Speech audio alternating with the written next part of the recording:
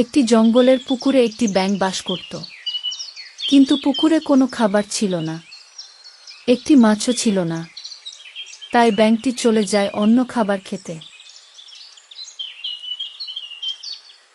কিছু দূরে একটি বড় পাখির বাসা ছিল, সেখানে দুটো ডিমও ছিল। পাখিটি ডিমগুলো রেখে খাবার খেতে চলে যায়।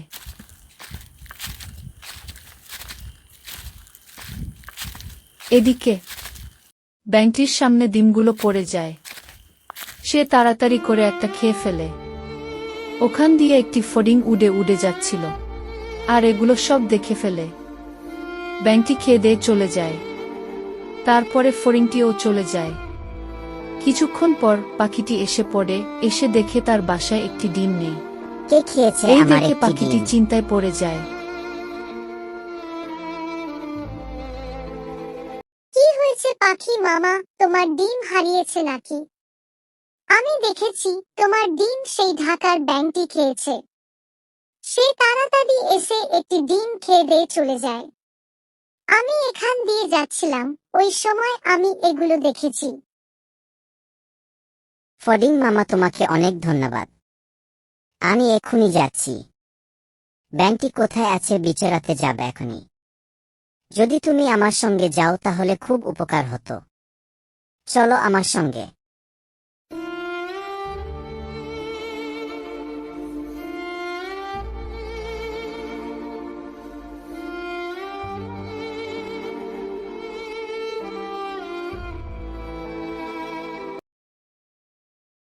পাখি মামা, কোথায় যাচ্ছিস তুই ফড়িং মামাকে নিয়ে?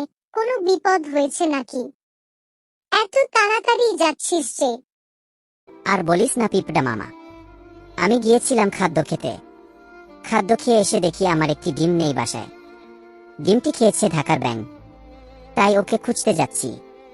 ওকে কিছু শিক্ষা দিতে হবে। হ্যাঁ, তুই ঠিক বলেছ। ব্যাঙটি বড্ড বেশি বেড়েছে, তাকে কিছু উচিত শিক্ষা দেওয়া দরকার। যাও তোমরা সে পুকুরের পাড়ে বসে আছে।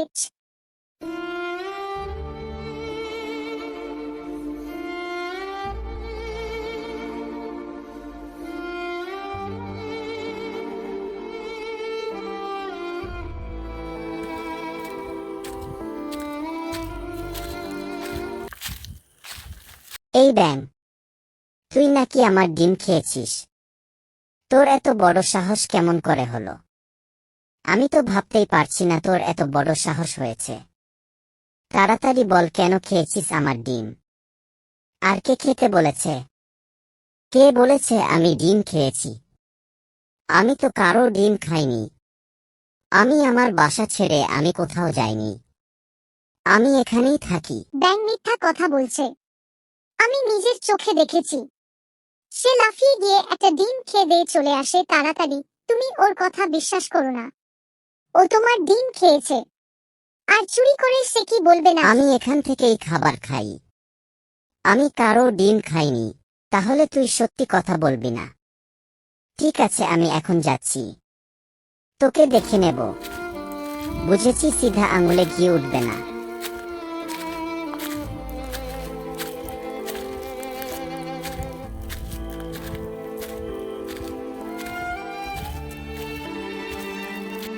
চিল মামা, একটি বিপদে পড়েছি। তুমি আমার বিপত্তি উদ্ধার করে দাও। আমি গেছিলাম খাবার খেতে। আমার বাসাতে দুটি ডিম ছিল। আমি রেখে যাওয়ার পর ঢাকার ব্যাঙ এসে একটি ডিম চুরি করে খেয়ে ফেলছে। তাই তুমি এর বিচার করে দাও। এ তুমি কি বলছো? ব্যাঙের এত বড় সাহস চুরি করে ডিম খেয়েছে? এর বিচার তো করতেই হবে। তুমি তাড়াতাড়ি আমার পিঠে চড়ো, আমি এখনই যাব ব্যাঙের ওখানে।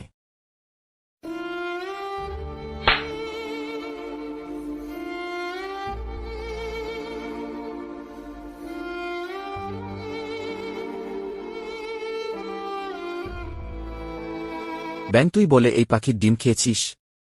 সত্যি কথা বল, না হলে কিন্তু তোর বিপদ হবে।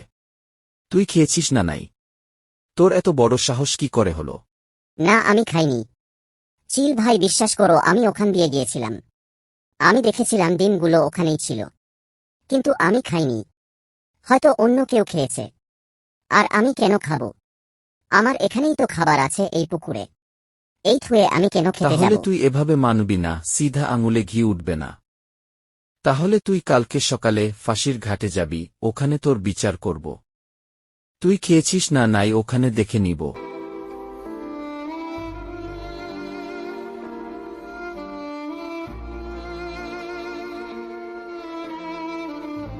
চিলের কথা শুনে ভয় পেয়ে তারপরের দিন সকালে ব্যাঙটি ফাঁসির ঘাটে চলে আসে।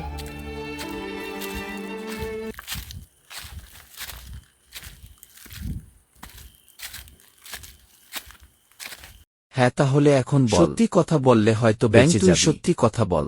আমরা এখন যাচ্ছি, কালকে কথা বললে বেঁচে যাস। আর তা না হলে তুই ভেবে নিব আমার হাতে মরে যাবি। তোর যে ভুল হয়েছে ভুলটি স্বীকার কর।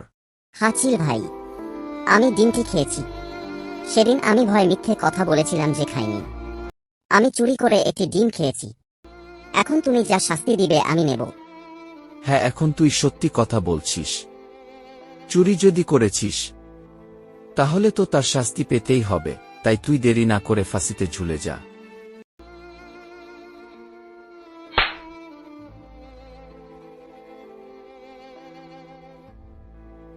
ব্যাঙ, তুই সত্যি কথা বলেছিস, তাই তোকে আজকে ছেড়ে দিলাম। নেমে আয় ফাঁসি থেকে। আজকের জন্য ছেড়ে দিলাম, এরপরে যদি আর শুনি যে চুরি করেছিস তাহলে কিন্তু আর বাঁচাবো না। নাচিল ভাই, আর জীবনেও চুরি করব না। আমাকে ছেড়ে দেওয়ার জন্য তোমাকে অনেক অনেক ধন্যবাদ। আমি আর কারো ক্ষতি করব না।